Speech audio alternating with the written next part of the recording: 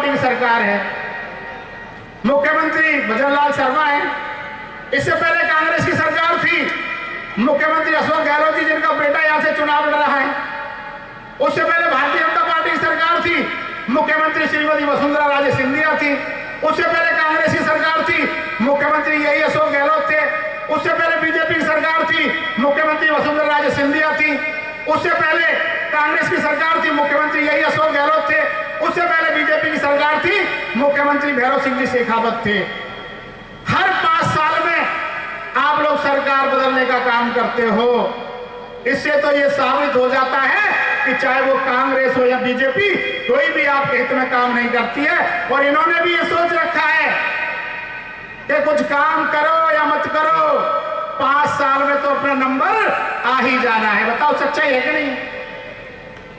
याद करिए आप लोग, जब अशोक गहलोत जी की सरकार इस प्रदेश में थी तो कांग्रेस के नेता कहा करते थे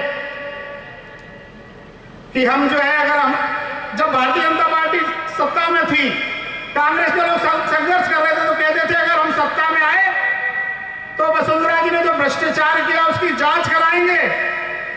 उससे पहले बीजेपी भी यही कहती थी कांग्रेसियों ने बड़ा बड़ा भ्रष्टाचार किया है, हम सत्ता में आएंगे तो जांच कराएंगे। लेकिन दोनों ही पार्टी के जो लीडर हैं वो आपस में मिले हुए हैं, ये कभी भी किसी के भ्रष्टाचार की जांच कराने की बात नहीं करेंगे साथियों। और आज भ्रष्टाचार के मामले में तो भारतीय जनता पार्टी ने सारे रिकॉर्ड ही तोड़ दिए। आपने देखा होगा, अभी सुप्रीम कोर्ट के निर्देश अनुसार जो इलेक्ट्रल बॉन्ड का मामला खुला है, लगभग 18,000 करोड़ रुपया इलेक्ट्रल बॉन्ड के माध्यम से भारतीय जनता पार्टी को मिला है। ये बहुत बड़ा भ्रष्टाचार है साथियों। पूछिए इन लोगों से, जब ये सत्ता में रहे तो उन्होंने आपके लिए क्या किया? पूछिए आज अशोक गहलोत जी से, जो आज अपने बेटे के लिए हमारे घूम रहे हैं, जब ये सत्ता में थे तो दलितों के लिए क्या किया, किसानों के लिए क्या किया, गरीबों के लिए क्या किया, ये पूछने की जरूरत है। और पिछले 5 साल में जब कांग्रेस की सरकार थी, सबसे ज्यादा अगर देश में किसी भी प्रदेश में दलित समाज पर जुर्म जाति अन्य अत्याचार हुए तो उसका नाम राजस्थान था। मैं आप लोगों से कहना चाहता हूं कि हम लोगों ने जो लेबल लगा रखा है, क्योंकि इन पार्टियों ने समझ रखा है कि इस प्रदेश का जो दलित और मुस्लिम है उसने तो अपनी छाती पर कांग्रेस का लेबल लगा रखा है।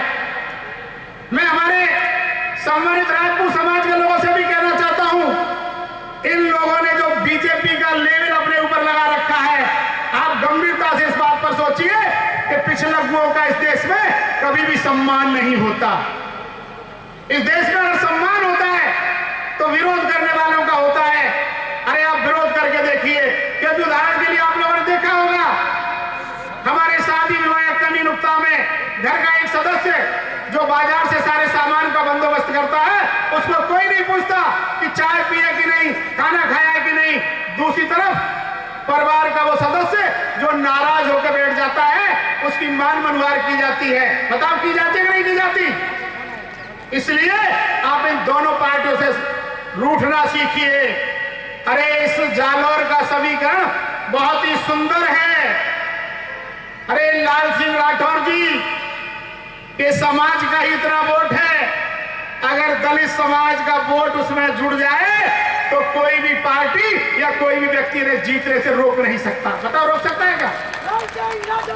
तमाम लोग आएंगे, वर्ग लाएंगे, कहेंगे तो उसके वोट काटने के लिए खड़ा है, वो जीत जाएगा, वो हार जाएगा। कह दीजिए उन लोगों से, हम तो जीतने के लिए लड़ रहे हैं, हमारा उम्मीदवार यहां से जीत कर जाएगा। और बहुजन समाज पार्टी किसी भी मायने में कमजोर नहीं है।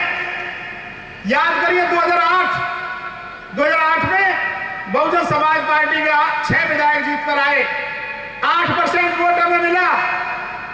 14 उम्मीदवार हमारे थोड़े थोड़े वोट से उस समय चुनाव हार गए।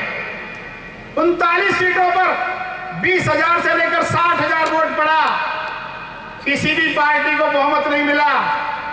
कांग्रेस को 95 सीटें आई और भारतीय जनता पार्टी को 80 सीटें। अरे शुक्र कर लीजिए, उस समय जो 14 सीटें बहुजन समाज पार्टी थोड़े थोड़े वोट से हार गई, उनमें से 6-7 और बहुजन समाज पार्टी जीत जाती, कांग्रेस के पास होती 90 और बीजेपी के पास 80, और फिर वही होता जो यूपी में हुआ, बहुजन समाज पार्टी का मुख्यमंत्री राजस्थान में होता।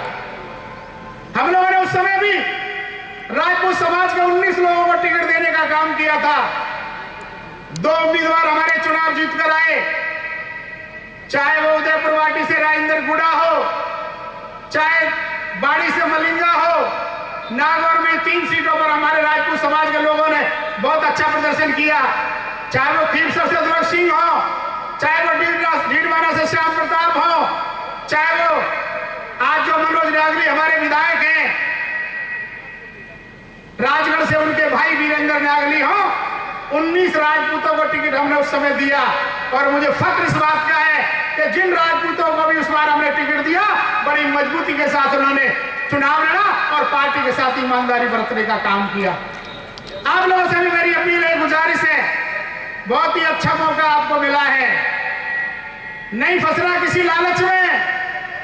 ये कांग्रेस और बीजेपी, जैसा कि मैंने पहले कहा, दोनों ही एक ही थैली का चट्टे वट्टे हैं। ये बात गरीब की करते हैं, लेकिन काम अमीर का करते हैं, आप लोग अच्छी तरह जानते हैं। इसलिए साथियों, मेरी तो आप लोगों से यही अपील है, गुजारिश है, निवेदन है कि हम लोगों के लिए बहुत ही सुनहरा मौका है।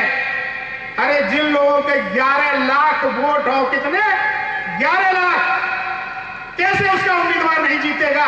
और वो लोग भी हैं जो बहुजन समाज के सम्मान में खड़े हुए हैं, वो लोग भी हैं जो भाई लाल सिंह राठौर जी के समर्थन में खड़े हुए हैं। मुझे पूरा भरोसा है कि कांग्रेस और बीजेपी की यहाँ जमानत जब्त होगी और लाल सिंह राठौर जी यहाँ से सांसद बनकर जाएंगे। यही कहने के लिए आप लोगों के बीच में आया हूँ, और ये अपील करता हूँ कि बहन कुमारी मायावती जी के हाथ मजबूत करने के लिए एक एक वोट हाथी निशान पर दे करके भाई लाल सिंह जी को विजयी बनाएंगे।